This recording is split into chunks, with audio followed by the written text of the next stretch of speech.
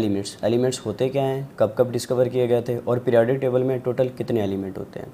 First जो element आए थे वो 9 एलिमेंट थे, उसके बाद जो एलिमेंट आए थे वो 63 एलिमेंट आए थे। टोटल हमारे पास पीरियोडिक टेबल में 118 एलिमेंट हैं, जिनमें से 92 नेचुरली अकरिंग एलिमेंट हैं, बाकी जितने भी हैं वो डिस्कवर एलिमेंट हैं।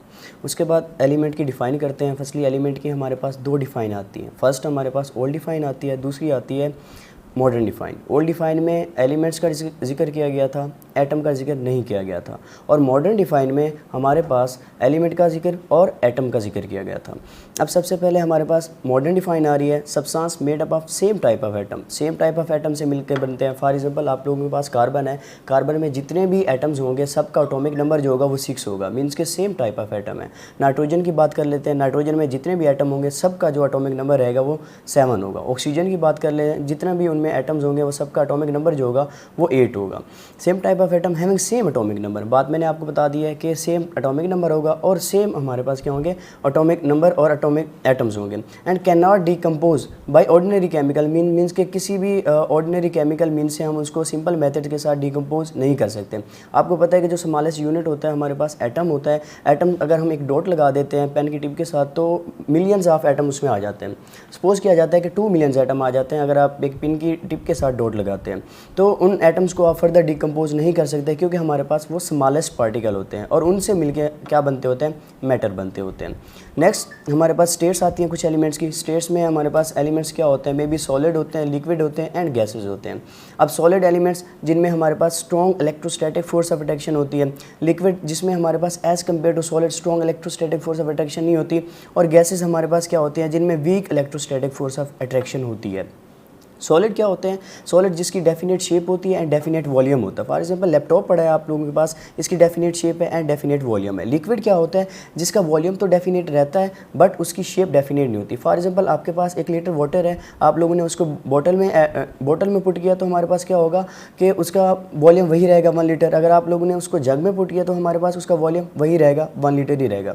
नेक्स्ट हमारे पास गैसेज आ जाती है। गैसेज का कोई ना ही हमारे पास डेफिनेट वॉल्यूम रहता है और ना ही उसकी कोई डेफिनेट शेप होती है।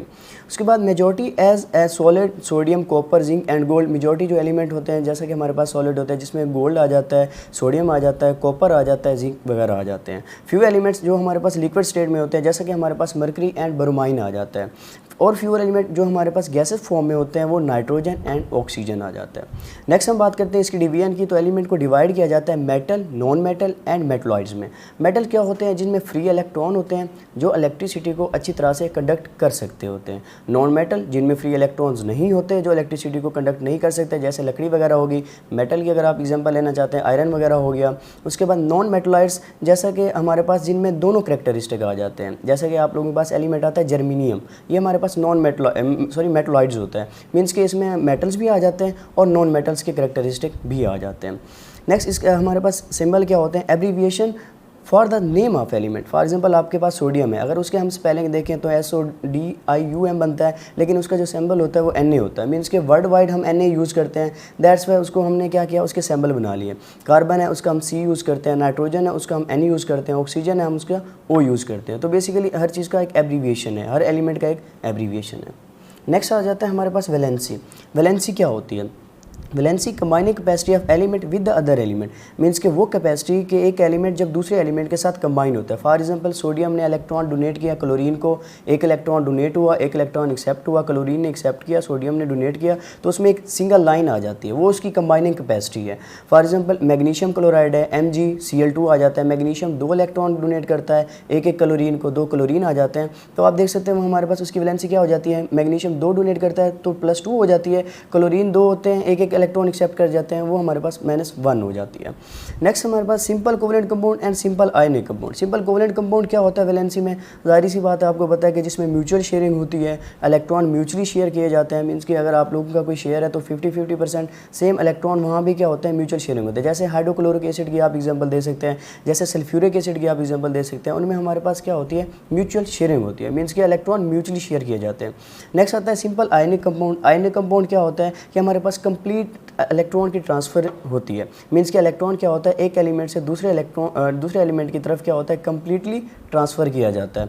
तो वो हमारे पास क्या होती है, सिंपल आयनिक कंपाउंड। अब जो कंप्लीट ट्रांसफ़र होते हैं वही हमारे पास वैलेंसी रहती है। अब जिसमें हमने सिंपल कोवलेंट कंपाउंड पढ़ा है उसमें हमारे पास क्या होती है, म्यूचुअल शेयरिंग होती है, वही हमारे पास क्या रहती है, उसकी वैलेंसी रहती है। और वेरिएबल वैलेंसी मीन्स कि हर एलिमेंट की एक वैलेंसी होती है। जैसे कि ऑक्सीजन की हम बात कर लेते हैं या नाइट्रोजन की बात कर लेते हैं, जितने कोई इलेक्ट्रॉन एलिमेंट एक्सेप्ट कर रहा होता है या जितने के साथ वो म्यूचुअल शेयरिंग कर रहा होता है वो उसकी वेरिएबल वैलेंसी रहती है। नेक्स्ट हम बात करते हैं कंपाउंड एंड मिक्सचर की बात कर लेते हैं। अब सबसे पहले कंपाउंड क्या होते हैं, element chemically combined together in a fix ratio by mass. ऐसे एलिमेंट जो केमिकली कंबाइंड होते हैं। फॉर एग्जांपल आप वाटर की एग्जांपल अक्सर औकात लेते हैं। वाटर में हमारे पास H2 होते हैं और ऑक्सीजन एक होता है, ठीक है ना। अब H2 में हमारे पास क्या आएगा, जो 2 होगा वो हमारे पास हाइड्रोजन 1 के साथ मल्टीप्लाई होगा। रेशियो हमारे पास ऑक्सीजन का एटॉमिक मास कितना होता है, 16 होता है। अगर हम देखें तो हमारे पास 2:16 बन जाएगा। तो 2 को अगर हम कट करें तो हमारे पास क्या आ जाएगा 16 के साथ, तो 1:8 की हमारे पास क्या निकलेगी, रेशियो निकलेगी। वो हमारे पास रेशियो जो होगी वो कंपाउंड होगा। बाय मास के साथ हमने उसकी रेशियो निकालनी है। मीन्स कि आपने एलिमेंट्स के एटॉमिक मैसेज लिखने हैं। एटॉमिक मैसेज की जो हमारे पास वैल्यू आएगी, जो रेशियो आएगी, उसको हम क्या नाम देंगे, कंपाउंड का नाम देंगे, जो कि केमिकली कंबाइन होते हैं। आपको पता है कि आप फिजिकली हाइड्रोजन और ऑक्सीजन को खुद से कंबाइन नहीं कर सकते। हाइड्रोजन एंड ऑक्सीजन जो होते हैं वो केमिकली कंबाइन होते हैं।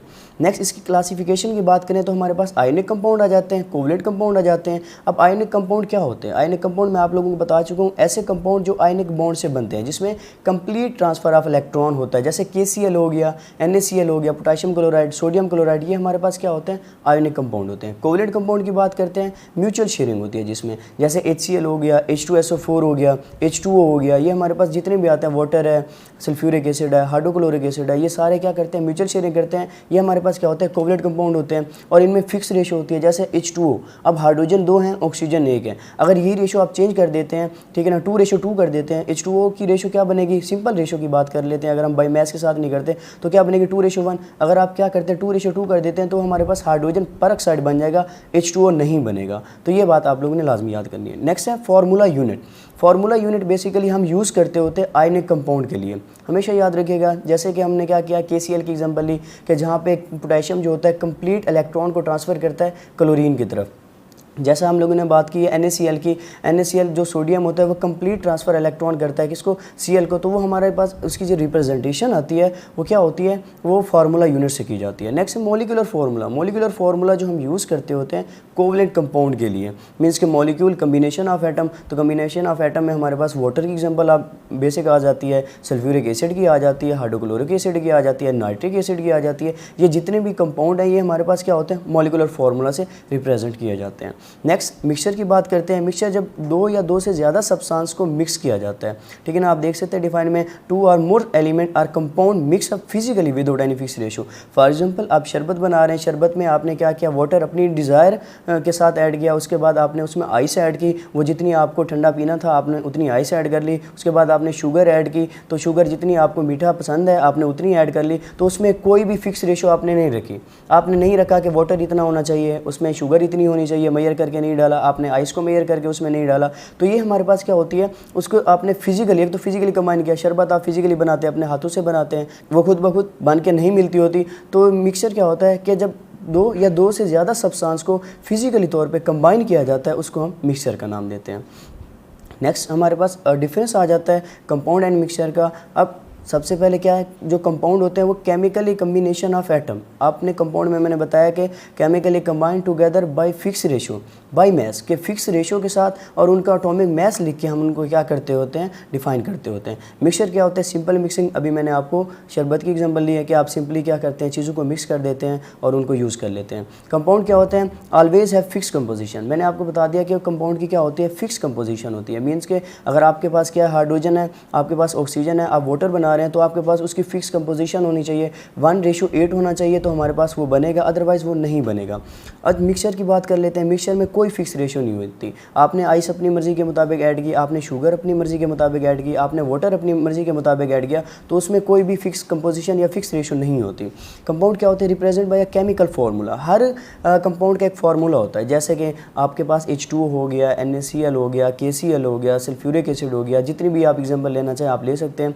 मिक्सचर डू नॉट हैव, अब देखें आपके पास वाटर का फार्मूला अलग होता है, उसके बाद आइस का फॉर्मूला अलग होता है, उसके बाद शुगर का फॉर्मूला अलग होता है, कोई और चीज़ आप ऐड कर रहे हैं उसका फॉर्मूला अलग होगा। तो इट्स मीन मिक्सचर में कोई भी केमिकल फॉर्मूला नहीं होता।